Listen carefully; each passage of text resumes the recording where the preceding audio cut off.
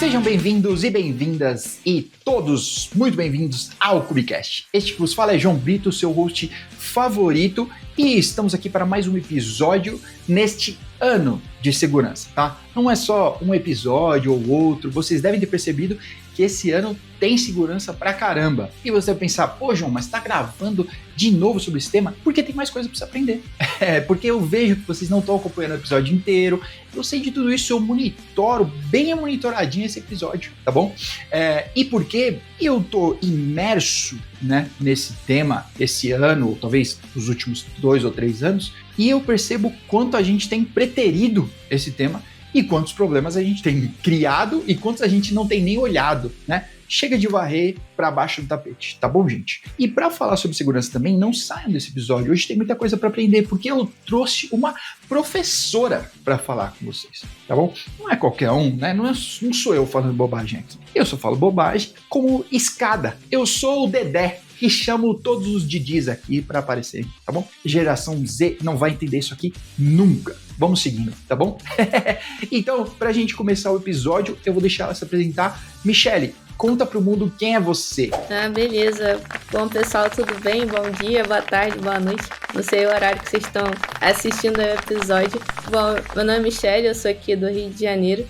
Eu sou formada em Engenharia de Computação. Tenho também uma outra graduação, e depois eu conto um pouquinho mais, que eu me formei em Biologia, depois fiz mestrado em Engenharia Biomédica, e atualmente eu estou aqui no doutorado na área aqui de segurança na Unirio. E, além disso, eu trabalho já há bastante tempo na área de AppSec, DevSecOps, com arquitetura de segurança, que são temas que eu particularmente gosto muito, gosto de ajudar os desenvolvedores, e também com isso eu divulgo muito esse conteúdo, também dou aula sobre isso, justamente para poder trazer mais pessoas para a área de segurança, mostrar que existem outras áreas além de Red Team, que é a segurança ali ofensiva, ser um hacker, né, que geralmente o pessoal vai muito por esse caminho. Eu mesmo comecei por esse lado, até descobrir que existia um lado que eu podia juntar tanto a área de desenvolvimento com a parte de segurança e ajudar os desenvolvedores a trazer aplicações cada vez mais seguras.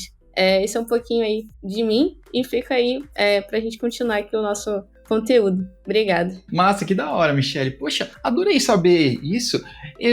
A primeira faculdade que eu quis fazer foi de biologia também, viu? Eu tinha uma professora que era muito legal de biologia e, pasmem, como eu sou velho, né, na minha escola nem tinha computação, nem nada assim, né?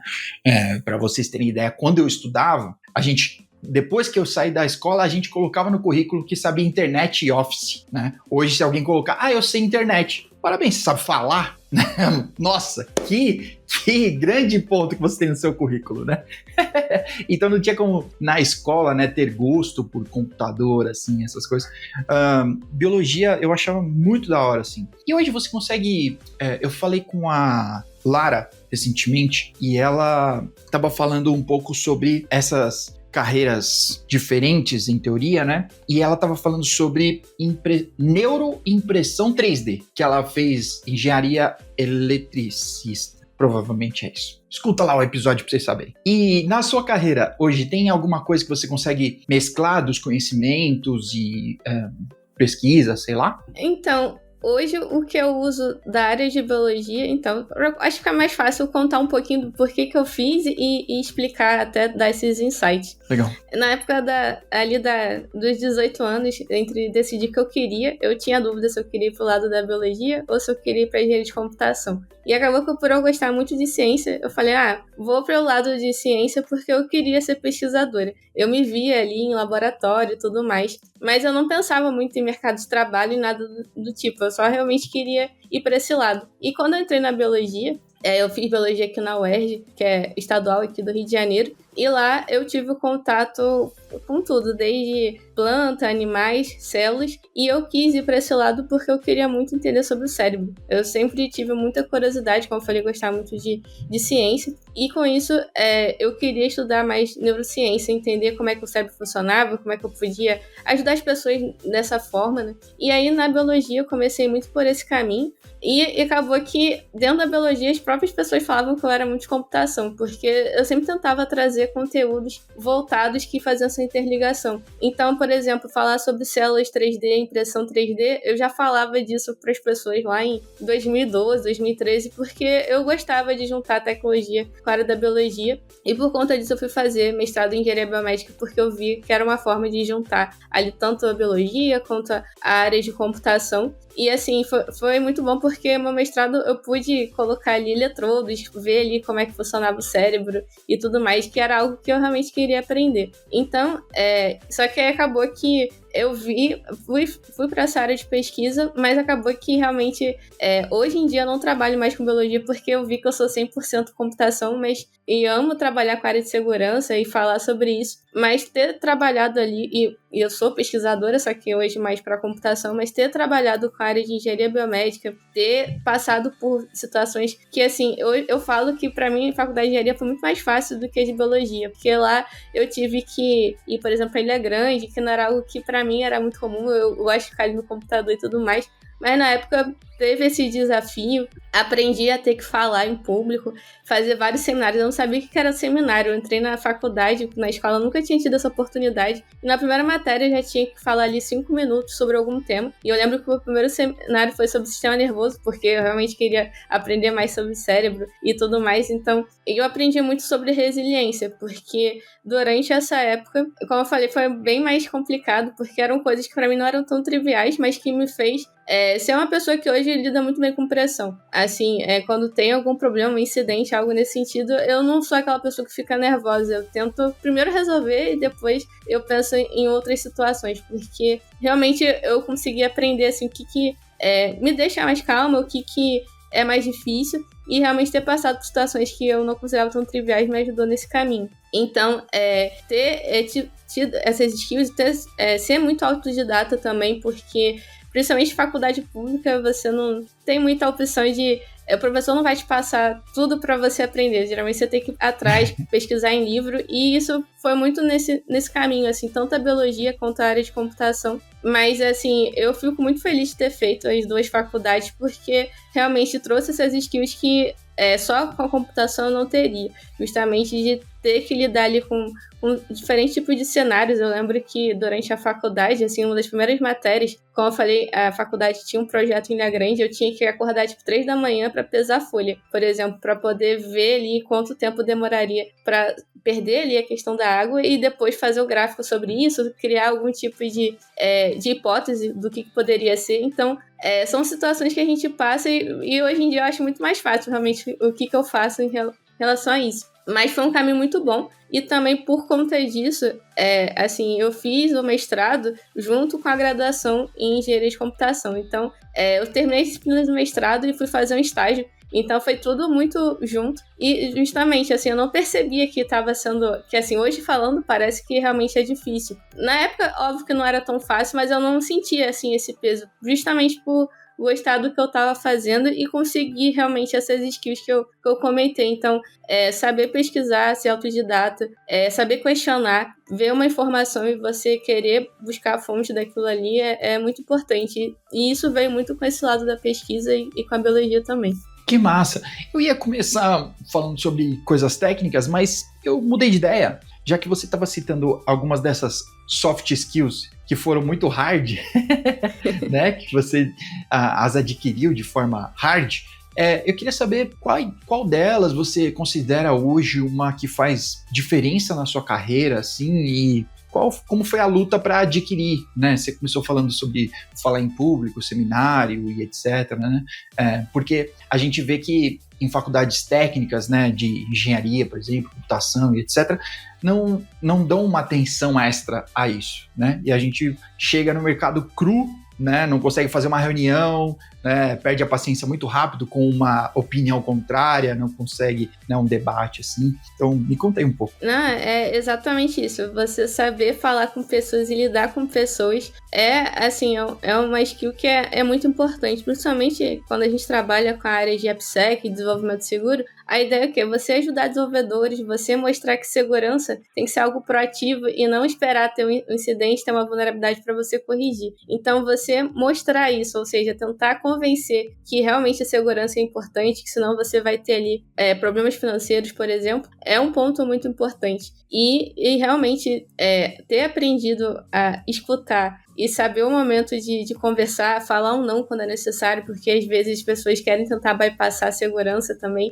e você mostrar, não, esse ponto aqui, principalmente quando você trabalha com arquitetura de segurança, você tem que se impor, no sentido de, isso aqui realmente é um padrão, você não pode não querer colocar um MFA, por exemplo, um fator de autenticação, ali para fazer um login, não fazer um login ali com usuário e senha e pronto. Então, esse tipo de abordagem, esse tipo de soft skill é muito importante. E aí você saber ter a linguagem ali necessária para você poder passar esses pontos. Então, se você está conversando com o desenvolvedor, você vai falar de uma forma mais técnica. Justamente porque tem desenvolvedor que acha que você não entende sobre desenvolvimento, acha que você, sei lá, decorou ali algumas questões, mas grande parte das pessoas que vêm de AppSec geralmente foram desenvolvedores antes e se interessaram por segurança e foram para aquela área. E aí você mostrar que você sabe tecnicamente, essas pessoas começam a respeitar, né, te entender melhor e entender que realmente a segurança é importante. E aí, se você vai levar isso para o executivo, você também tem que levar mostrando os impactos ali financeiros e de uma forma também que não fique tão técnica. Nem sempre é fácil quando a gente está muito no lado técnico, a gente acha que todo mundo vai entender, então você tem que tentar trazer mais exemplos para a realidade, mas assim, saber conversar e se expor, isso não é uma coisa fácil, como eu falei. Eu no início, assim, até hoje, assim, não é uma coisa que pra mim é fato, por mais que eu dê aula, porque é um ambiente que eu gosto, mas você conseguir transmitir o conhecimento de uma forma que as pessoas consigam entender, falar de forma pausada, e você ter esse raciocínio enquanto você está explicando não é uma coisa assim tão trivial.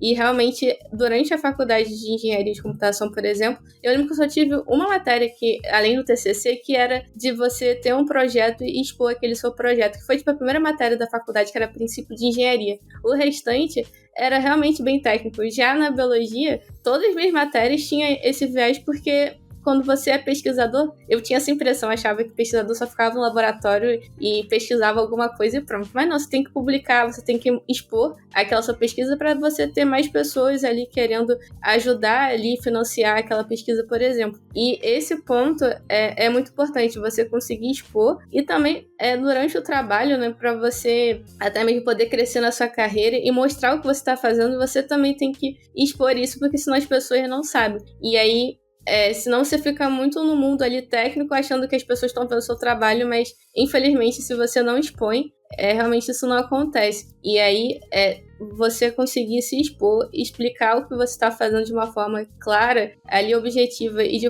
assim, uma forma pausada, não é fácil. Eu lembro que também nos meus primeiros feedbacks, assim, quando eu já tinha passado dessa fase de conseguir me expor, era de falar uma forma mais pausada. Porque às vezes a gente fica com um pensamento muito acelerado e nem todo mundo vai conseguir pegar toda aquela informação, porque às vezes você está falando de uma forma que você acha que é trivial, e não é. Então, eu acho que esse conjunto, assim, é o que faz diferença no dia a dia também do mercado de trabalho. Massa, que da hora, que da hora.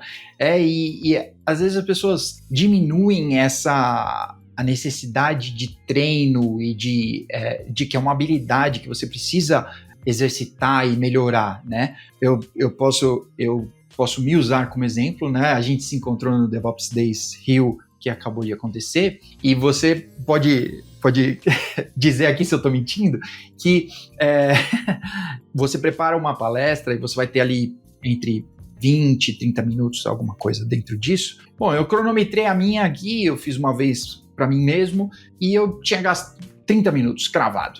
Eu falei, bom, tudo bem, né? Porque eu já me conheço e eu já sei que eu vou ficar nervoso na hora e que eu vou falar bem mais rápido. Então eu devo ter falado uns 15, 18 minutos no máximo.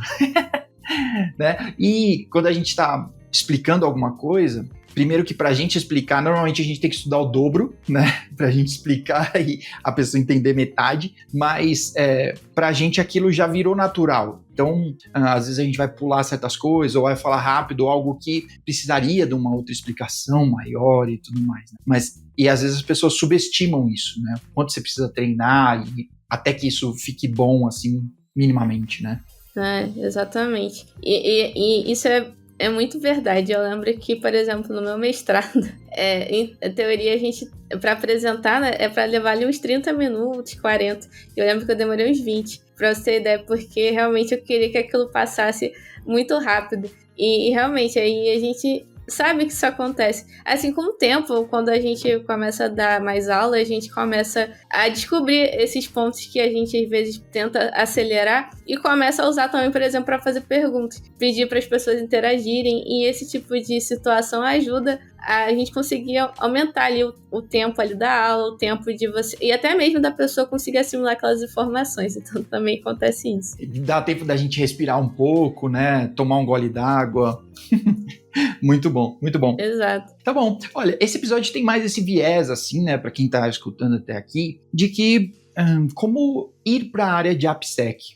E aí, esse episódio não é patrocinado pela Lura, mas poderia, viu, Alura? Ou a Luri, que tá escutando aí, né?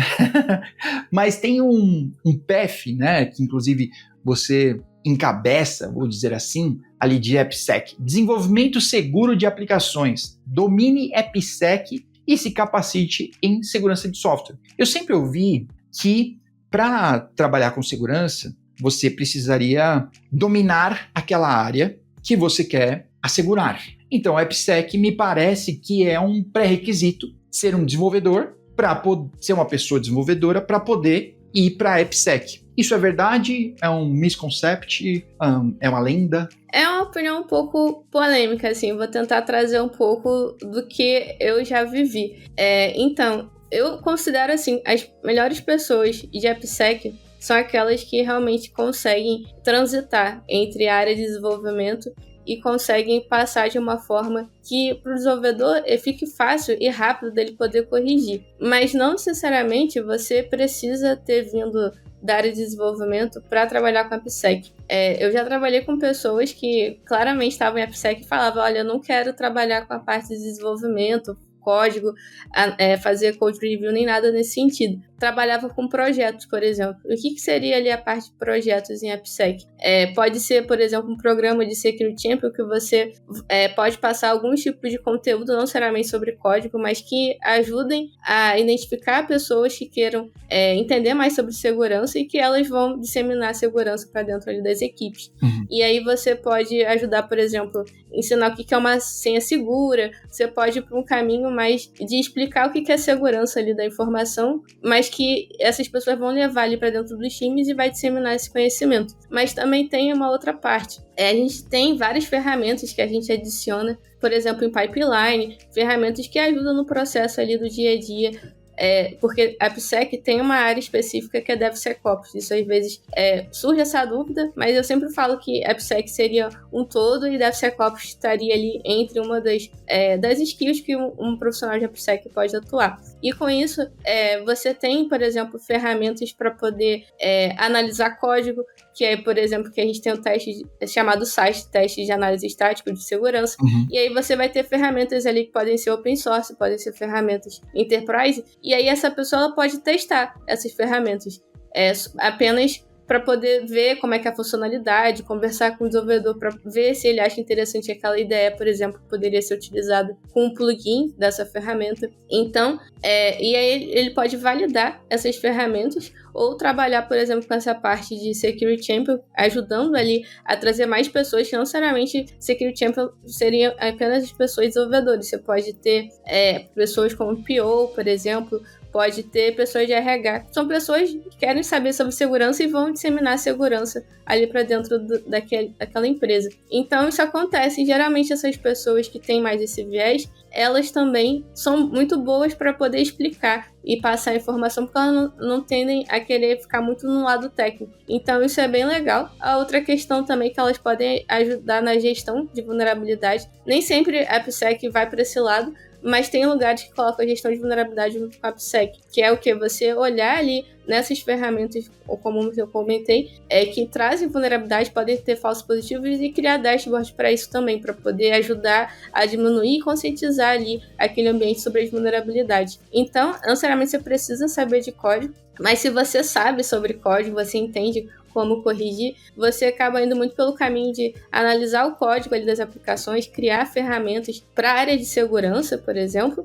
Hoje em dia, principalmente com IA, isso tá bem comum de você tentar automatizar e colocar ferramentas que consigam ajudar ali nesse dia a dia também.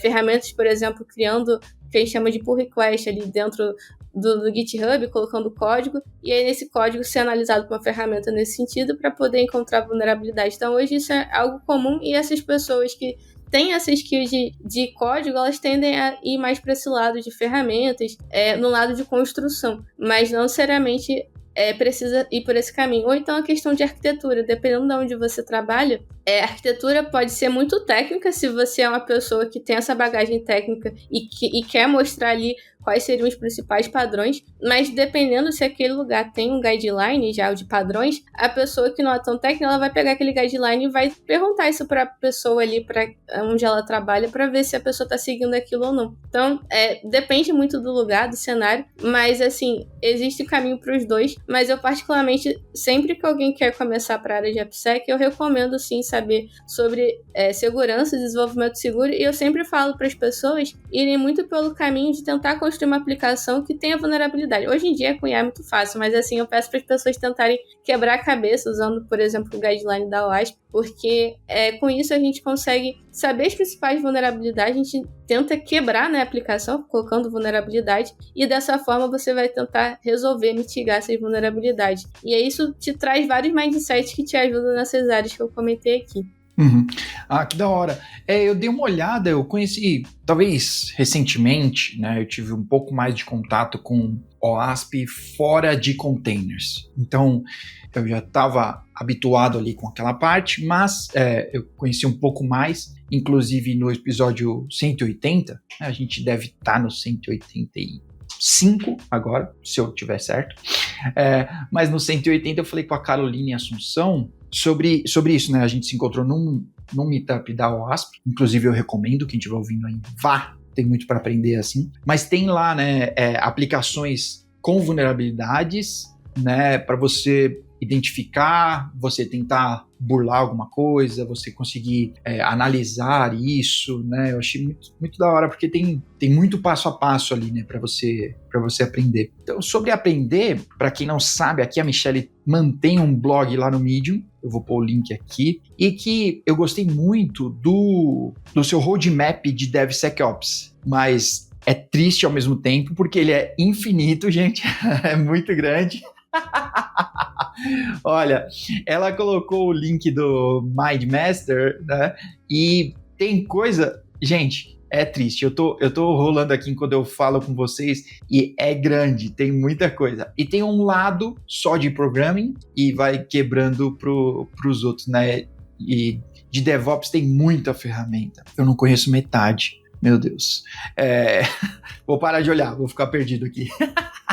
Mas olha, para quem quiser estudar, tem bastante coisa ali no próprio blog. E eu gosto desses roadmaps, né? Eu inclusive gravei um vídeo recente sobre o roadmap de DevOps, que eu acho legal para quem está começando. É difícil quando você está começando e você bate o olho aqui, tá bom. Dentre todas essas coisas, qual eu começo ou qual sequência eu sigo, né? Porque às vezes, não sei se isso já aconteceu com você, mas você está estudando uma coisa lá na frente e aí você vai estudar uma próxima coisa 2, e você pensa, poxa, se eu tivesse estudado invertido isso, seria muito mais fácil, né? Se eu tivesse estudado redes primeiro e Kubernetes depois, ficaria muito mais simples sua vida.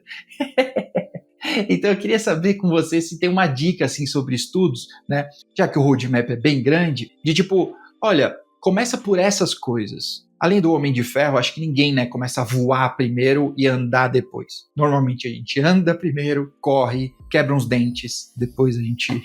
Não, foi legal. Você perguntou aí sobre o roadmap. Eu resolvi criar justamente porque não vi algo nesse sentido. Geralmente, assim, até para trazer um pouquinho de contexto de DevSecOps, eu lembro que a primeira vez que eu ouvi falar de DevSecOps foi na Globo.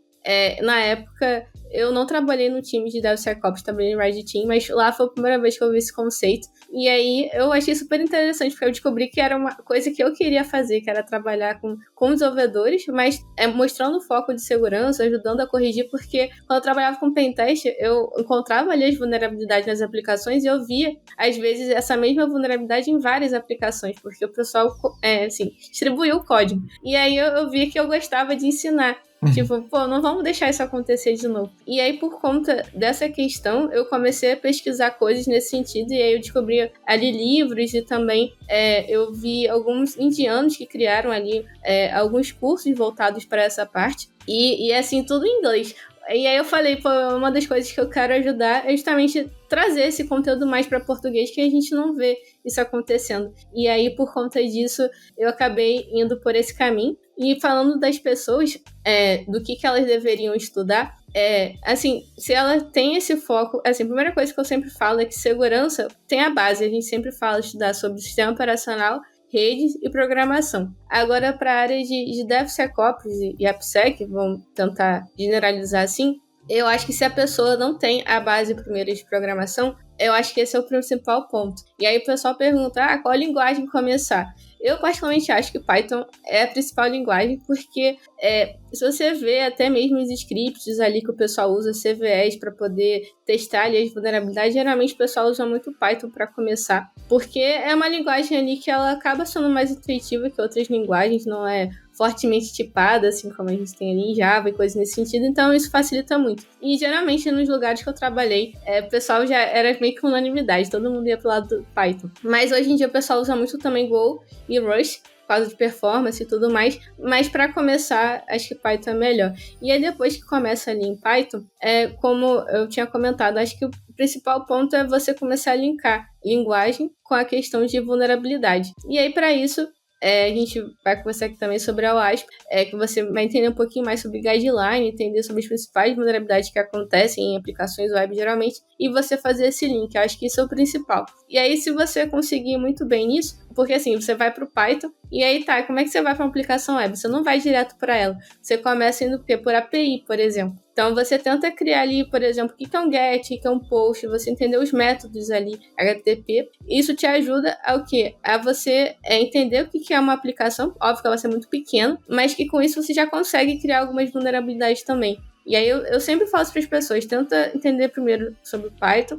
depois tenta criar uma aplicação pequenininha, e aí depois você começa a aumentar e integrar com outras coisas. Por exemplo, você pode depois colocar um container, tentar levar isso para um servidor, tentar colocar ferramentas para ver se ela vai detectar a vulnerabilidade. Então, eu acho que esse é um caminho bem interessante. Não, que legal, que legal.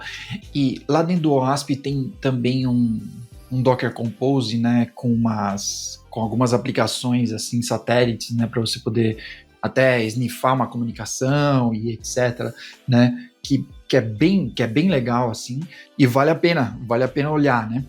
Tem a ferramenta, o Juice Chop, que o pessoal geralmente usa muito ela, porque ela já vem com várias vulnerabilidades, e aí você pode ver como é que ela acontece. Se eu não me engano, ela é feita em Java, então assim, é uma aplicação bem grande mesmo. E ajuda você a entender o que são as vulnerabilidades, e aí você pode explorar isso em outros lugares, no caso, em ambiente controlado.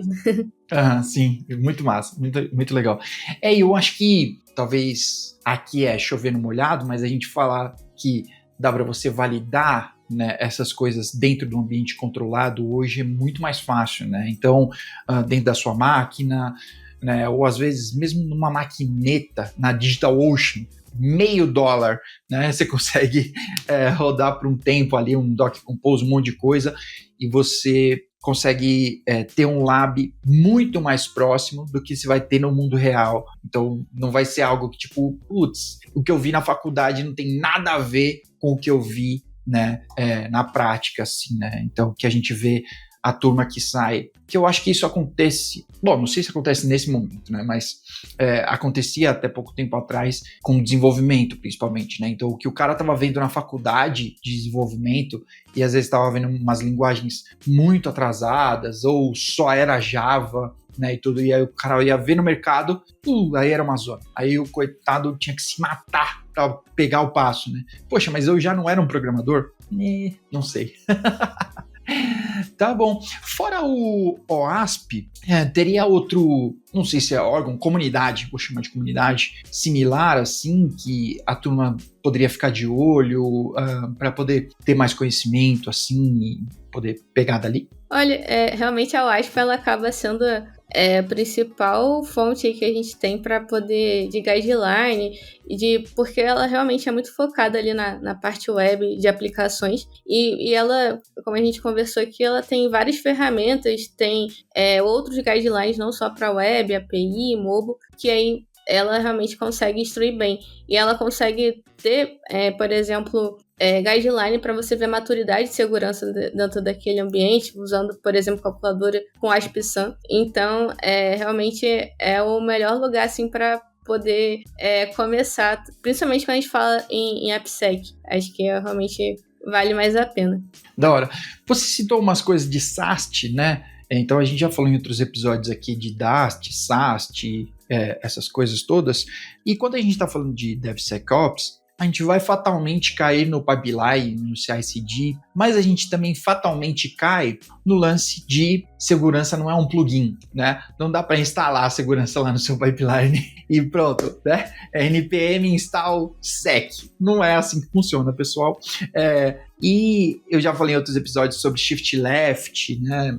Então eu queria saber com você até sobre o que conecta com o que você estava falando antes, sobre o convencimento, né? Como trazer para os times esse conhecimento, não só o convencimento, mas o conhecimento de que trazer segurança para o início é muito mais vantajoso para todo mundo, né? Seja para a empresa, para o ROI, para o produto, para não ficar resolvendo pepino lá na hora de soltar a feature, que dá muito mais trabalho, então, sei lá.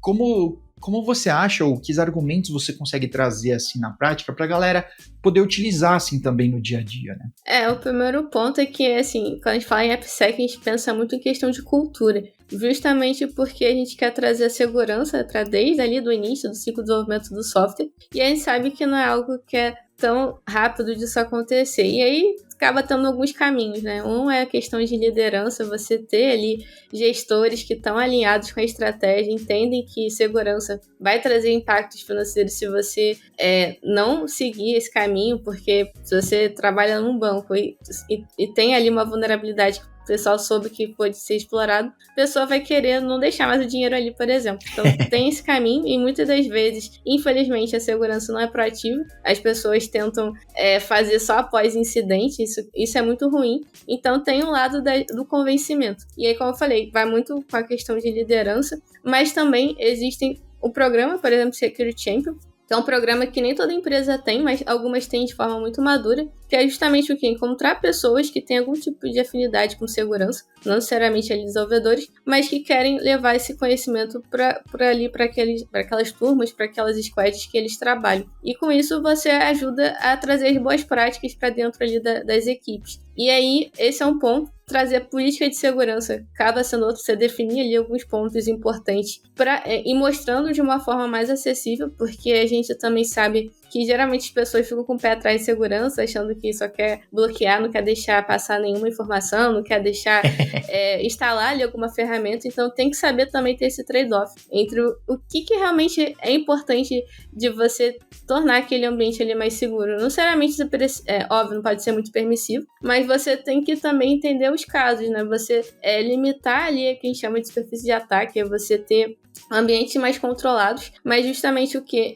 Pensando em cada tipo de cenário e perfil daquele ambiente. E, obviamente, você ter ali pessoas levando essa informação, tendo ali de uma forma mais acessível, isso acaba ajudando também. E a outra forma acaba sendo a forma assim contrária, mas que também funciona, por exemplo, se essa parte de cultura não está funcionando, é você usar, por exemplo, a questão de esteira, que foi algo que você comentou aqui, que é você ter uma pipeline onde você vai colocar algumas ferramentas ali de segurança para começar a fazer as pessoas entenderem que tem alguma coisa ali analisando e que em algum momento isso pode ser bloqueado. Justamente porque a esteira vai fazer com que as pessoas veem que tem algum tipo de informação que não pode ir para produção. E aí você tem um caminho, justamente o quê? De você tentar bloquear ali a pipeline para as pessoas começarem a entender que esses pontos, né, de uma forma talvez não tão amigável, são importantes das pessoas saberem, porque senão vai gerar vulnerabilidade extremamente crítica. Por exemplo, questões de você deixar senhas ali expostas no código, e a gente sabe que até hoje isso acontece. Então, ter esse tipo de lado também é importante, mas é uma coisa que eu também gosto sempre de comentar, é de não colocar ali, por exemplo, você não colocar regras por questões ali de severidade, pensando em, vou bloquear tudo que é alto, ou tudo que é crítico, mas sim pensando em tipos de vulnerabilidade, porque isso faz com que a pessoa consiga entender melhor o que ela está corrigindo, e aí essa informação começa a entrar de uma forma mais amigável. Então esse acaba sendo um ponto. O outro também é o quê? Poxa, se a pessoa usa ali uma IDE, um desenvolvedor, no caso, por exemplo, e que ele é uma porta de entrada, né, para as aplicações, o que eu posso fazer para facilitar a vida deles? Eu posso pensar em construir alguma aplicação, no caso, para tentar ajudar, ou eu posso usar algum plugin que faça já um tipo de scan que você sabe que se você trouxesse resultado de forma local, lá na pipeline ele não vai ser bloqueado. É uma forma de você ajudar. Hoje em dia, por exemplo, é uma coisa que eu estou gostando de estudar, é a parte de MCP, que ali você tem protocolo usando ali a parte de IA, e com isso você consegue criar ali ferramentas que durante o desenvolvimento ali daquele desenvolvedor, ele pode chamar esse MCP para poder validar ali aquelas informações e de uma forma até mais rápida do que alguns plugins. Alguns plugins também atrapalham a vida do desenvolvedor, porque ele fica fazendo scan quase que em tempo real. E isso, por exemplo, já ajuda a diminuir as vulnerabilidades. Então, tem caminhos hoje em dia, como eu falei, com a questão do avanço da tecnologia, usando o IA principalmente, tem várias formas. Tem, por exemplo, questão de gamificação. Eu já fiz ali algumas ferramentas também para tentar explicar algumas vulnerabilidades, assim, com uma aplicaçãozinha, assim, web, para poder ajudar a metrificar, assim, o que eles não conheciam de vulnerabilidade. E aí, com isso, depois criar um programa mais específico. Então, pode ser um caminho também. Então, achar formas de engajamento também é muito importante. Massa, que da hora. Vulnerabilidade é uma palavra muito abrangente, né? Quase tudo é vulnerabilidade, né? E aí eu queria te perguntar, foi legal você falar que nem CVE não é tudo, né? E aí eu queria saber quais métricas você utiliza, né? Além de CVEs, né? A gente fala muito sobre CVEs, e aí normalmente vulnerabilidade está linkada a isso, né? Mas que outras métricas fazem sentido assim para o dia a dia que, né, eu posso implantar ali, porque de repente não é uma CVE, né, que vai alertar ali e travar meu pipeline, mas tem outras coisas que eu posso olhar e aumentar o padrão, subir o nível de segurança do meu ambiente, né? Uhum. Então, existem alguns tipos de controle ou questões que, dependendo do ambiente daquela empresa, você sabe que é comum de acontecer. A gente comentou, por exemplo, CVE, que é a vulnerabilidade que foram exploradas por pesquisadores ou pessoas ali que com isso você tem um banco de database mostrando ali aquelas informações, mas você também, dependendo do ambiente daquela empresa, obviamente, por exemplo, você vendo a maturidade daquele ambiente, você sabe que vai ter algumas vulnerabilidades que são comuns. E aí, para isso, não necessariamente tem um CVE que foi explorado, mas que você entende que aquele ambiente você precisa colocar algum tipo de controle para evitar daquilo ali acontecer. Então, uma das coisas que acontece também é que a gente chama de modelagem de ameaça, que é justamente o que você, conversando ali com o desenvolvedor, conversando com os arquitetos, você começa a entender a arquitetura daquele ambiente e pensar em pontos que poderiam ser explorados ali, que poderiam ser ameaças para aquele ambiente. E pensando, por exemplo, em uma vulnerabilidade que se você tem, por exemplo, uma URL que você consegue acessar um ID igual a 1, e se você conseguir acessar o ID igual a 2. Teoricamente, você tem um problema de controle de acesso que você não deveria acessar a informação ali daquele ID igual a 2. Isso a gente chama, por exemplo, de um IDOR. E dependendo do ambiente que você está, significa o quê? Que a pessoa até consiga se autenticar, mas você não autenticou, mas você não especificou que aquela pessoa poderia acessar aquela informação. Uhum. E aí você pode tentar criar controle para esse tipo de cenário também. Então você identifica que tipos de ameaças tem aquele ambiente e com isso você tenta colocar controles específicos ali para aquela parte. Ou então, por exemplo, se você trabalha com IAC, que você tem ali ferramentas que te ajudam a subir uma instância, por exemplo, algum tipo de ambiente. Se você não colocar algum controle em cima disso, você pode criar um ambiente extremamente permissivo. E, por exemplo, hoje em dia é mais difícil, mas ter um bucket público, por exemplo. Então, você tem que ter esse tipo de alertas e controles para impedir que isso aconteça. Uhum. Ou então de alguém tentar pegar alguma dessas informações e passar para outro lugar. Ter algum tipo de monitoramento também, porque a gente sabe que existem insiders, são pessoas ali mal intencionadas dentro da empresa que querem pegar a informação e vender. Então, você também pode monitorar, porque isso também, dependendo do cenário que você está, isso pode ser extremamente crítico. Então, a primeira parte é você entender ali aquele ambiente, tentar identificar as principais ameaças e criar controles em cima disso, além, por exemplo, da questão do CVE, porque a gente sabe que se você usa um componente que ele foi explorado e que já existe um zero day para ele, que foi o caso lá muito tempo atrás do Log4j, você vai ter que correr e corrigir aquilo. Mas, como eu falei, dependendo do cenário ali, o contexto que você está, isso também pode ser um ponto. Nossa, olha, eu vou aproveitar essa deixa do Log4j, tá? E dizer que ainda hoje, em 2020, setembro de 2025, tem gente com o Log4j habilitado, rodando tranquilamente, tá bom? Olha, pessoal, eu não vou dizer quão perigoso, né? Quão vulnerável é isso, tá bom? Já foi mais do que batido nessa tecla, inclusive aqui, tá? Mas eu gostei muito do que você disse, que as vulnerabilidades vão muito além das CVEs, mas que me parece, e aí eu vou usar esse espaço para um pequeno jabá, não pulem, que as vulnerabilidades, às vezes, elas vão poluir seus dados, né, de segurança. Então, tipo, seu container, né, ou sua aplicação ali foi escaneada e tem sei lá quantas, uma centena de vulnerabilidades. Qual dessas o Cristo do desenvolvedor vai resolver? Cara, ele vai parar de entregar feature se ele for só resolver CVE. Então, meu jabá rápido aqui para quem está desenvolvendo em containers e quiser usar imagens hardenizadas, que não tem vulnerabilidades. Então, você não baixou direto do Docker Hub, tá? Inclusive, não só o seu framework, mas também as ferramentas em geral, né? Que você tem ali rodando dentro do seu ambiente, né? Então, você tem ali o próprio cluster, você tem ferramentas, né? Como Istio, Prometheus, Grafana. Tudo isso são aplicações que têm vulnerabilidades, que também precisam ser corrigidas. Então, acessa lá, GitHub.io/0CVE. Tá? Ou agora tá saindo do forno o produto que eu venho falando há tanto tempo para vocês, e pondo a corzinha aqui, ó, core.dev, core. O pessoal é muito chique, core, sei lá que língua, tá? Então é com Q, Q-U-O-R, core.dev. Acessa lá, baixa a sua imagenzinha fina, e aí você pode cuidar das vulnerabilidades exclusivas suas, as que você injetou, né? As que você criou na sua criatividade, você que é o developer craftsman, né?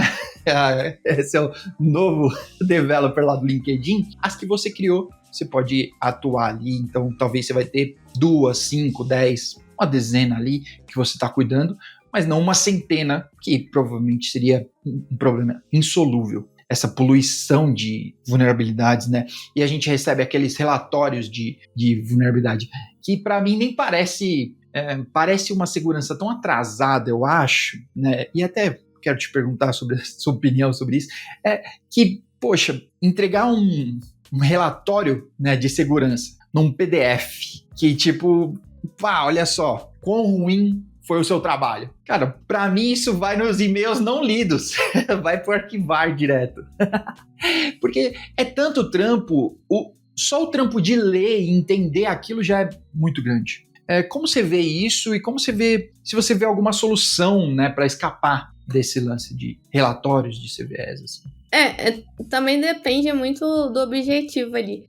Por exemplo, se você trabalha como pentester, geralmente você tem que ter um relatório para mostrar o que você explorou. Então, se você trabalha em consultoria, vai muito por esse caminho, porque às vezes é um executivo, alguém que comprou ali aquele seu pentest, então acaba que é necessário nesse caminho. Agora, se é uma ferramenta, eu concordo que é bem chato você receber aquele e-mail mostrando ali, sei lá, sua aplicação agora tá com 10 vulnerabilidades. Aí é difícil alguém parar para olhar. Então, a gente tem algumas medidas assim que ajudam de uma forma mais proativa de você tentar resolver. Por exemplo, dependendo do ambiente que você trabalha, você vai ter ferramentas que se integram. E aí uma delas pode ser criar ali algum card para você, por exemplo, um Gira, um Trello, alguma ferramenta nesse sentido, que ela já vai estar linkada ali com o seu nome, e isso te ajuda de uma forma mais rápida de você conseguir corrigir. Outras soluções por exemplo, pensando em questões de CI/CD, é justamente o que? Você tem um report, no caso, eu usava muito isso no GitHub, que você consegue colocar ali dentro dele, acho que é GitHub Summary, que você consegue colocar as vulnerabilidades logo que você faz ali o commit. E aí, com isso, ele vai tentar analisar ali a aplicação e trazer já ali para você com a linha específica. Isso te ajuda de uma forma muito mais rápida você já corrigir antes de você fazer um merge, por exemplo. Então, ou você tem ferramentas que tem plugin para esse caminho também. Mas esse tipo de situação, como eu falei, dependendo para qual tipo de escopo, ajuda bastante. Você ter um bot ali que te ajuda a mencionar e você saber onde está acontecendo. Porque a ideia é de você fazer isso de uma forma rápida e não esperar ter um relatório e ter essa informação. É justamente enquanto você está desenvolvendo, que vai muito aquela ideia que a gente conversou do Security Shift Left, e já poder corrigir para justamente porque lá quando for em produção, ou você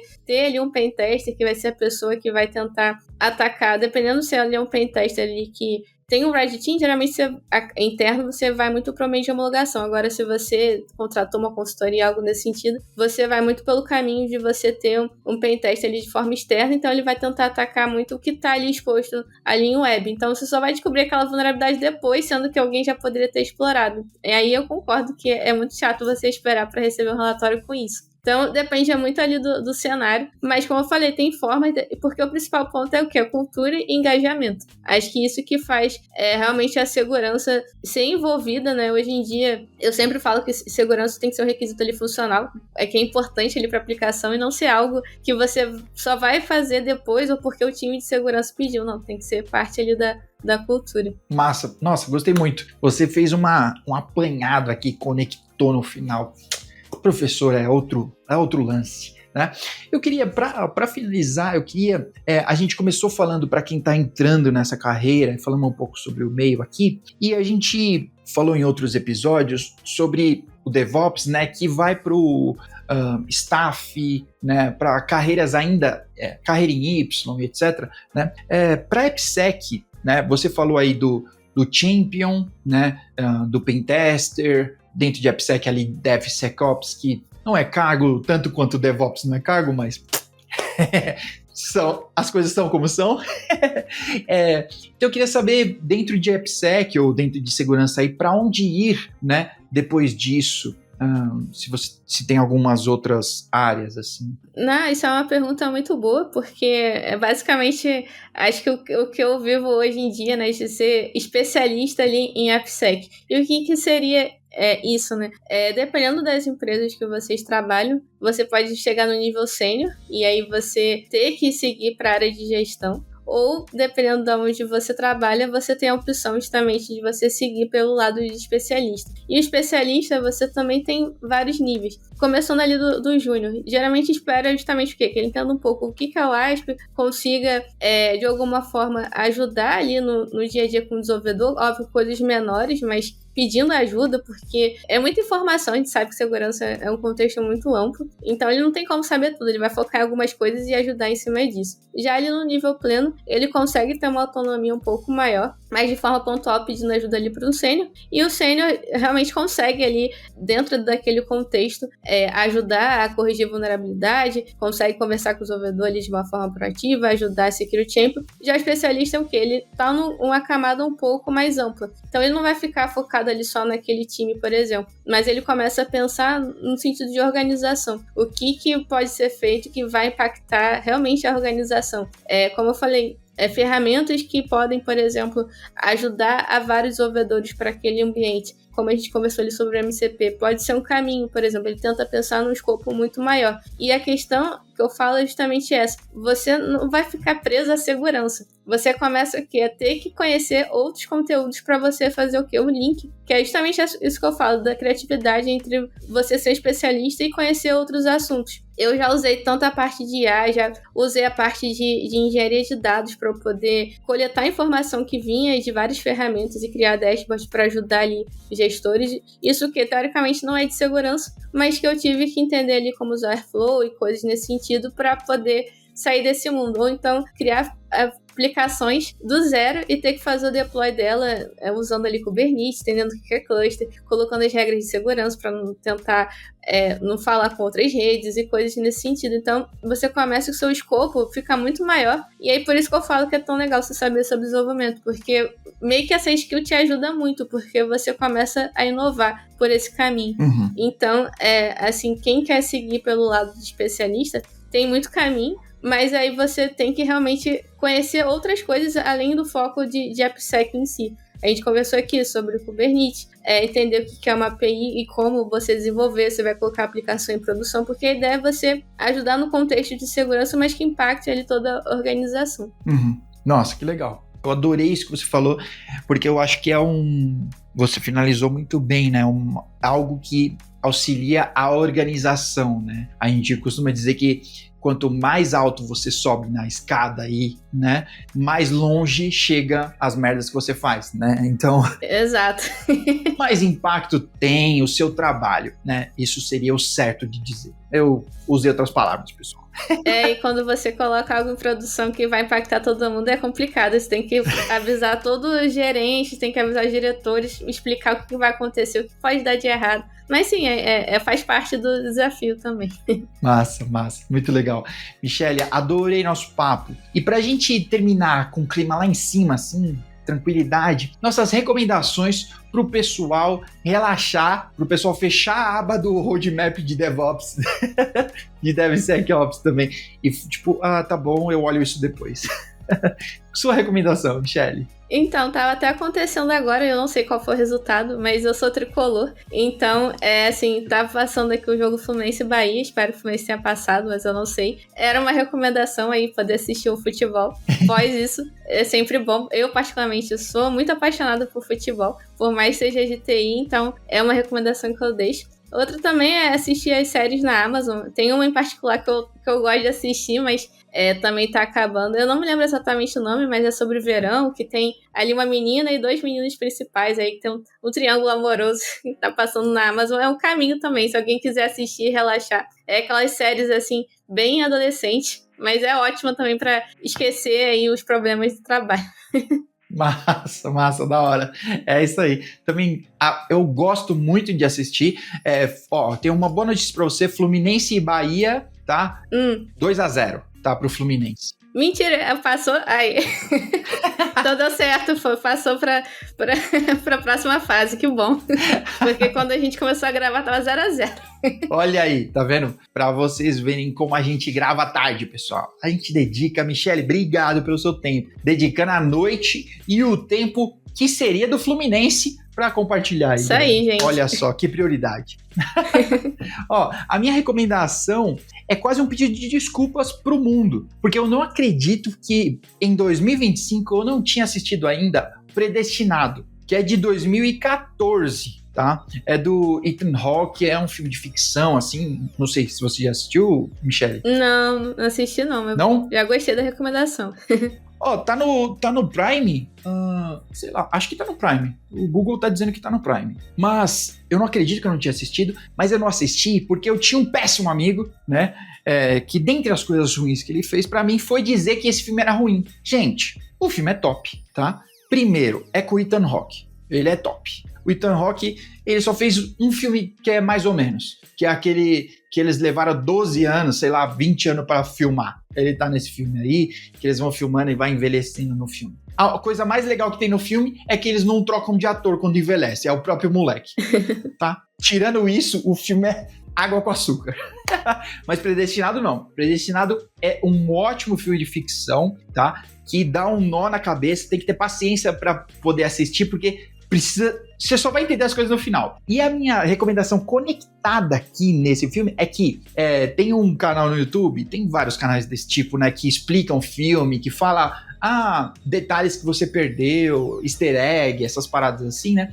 Tem um que se chama Sessão Nerd. tá? É com o Ranieri. Eu adoro esse canal, eu assisto sempre. Ele tem um vídeo de tipo uns 15 ou 20 minutos assim, só falando do Predestinado. Eu vou deixar os dois links aqui, ó, que é muito legal. Assistir o filme e assistir a análise do cara depois, você fala, é mesmo, eu não vi isso aqui. É um ótimo filme de ficção, pessoal. Assistam, vale a pena. Bom, eu vou deixar, Michele, você assistir os gols da rodada, tá bom? Descobrir como é que o Fluminense fez. O Fluminense passou. Como é que eles fizeram gol de bicicleta lá, espero. Eu não sei nada de futebol. Eu sei lá o que acontece no futebol, tá bom? Mas, Michele, eu quero te agradecer muito. Obrigado pelo seu tempo aí, sua disposição de compartilhar aí. Pessoal, sigam ela, os links estão aqui em todo canto, tá bom? Mandem dúvidas, fala pra ela, olha, gostei do seu curso, gostei do seu blog e etc, tá? Obrigado demais, Michele. Se você quiser deixar umas últimas mensagens aí pro pessoal, é seu momento. Primeiramente, agradecer esse espaço, o convite, que assim, eu fico bem feliz de poder compartilhar um pouco do conteúdo, explicar um pouco como é que foi passar por essas fases até chegar ali especialista, explicar um pouquinho sobre a PSEC, como eu falei, eu gosto muito de falar sobre esse assunto, e agradecer assim a oportunidade, foi muito legal aí poder te conhecer aqui, conversar com você por vídeo, mas eu tive a oportunidade de falar lá pelo DevOps Day Rio, o que foi muito legal também, uma surpresa muito positiva, que eu vi sua palestra e um pouquinho depois ter essa oportunidade de estar aqui com você. Massa, que da hora, que da hora. Bom, muito obrigado, Michele, mais uma vez pelo seu tempo. Parabéns e muita força aí para esse doutorado. Obrigada. Eu imagino que deve ser muito difícil. Eu mal terminei o Mobral, deve ser muito difícil chegar até o doutorado. Eu só sei falar bobagens aqui no Cubicast e por isso a gente se vê no próximo episódio, pessoal. Não saiam sem clicar nos links, sem mandar para alguém esse episódio, tá? Para ele parar de comentar erros e containers com root direto, tá bom? A gente se vê no próximo episódio. Até mais. Tchau!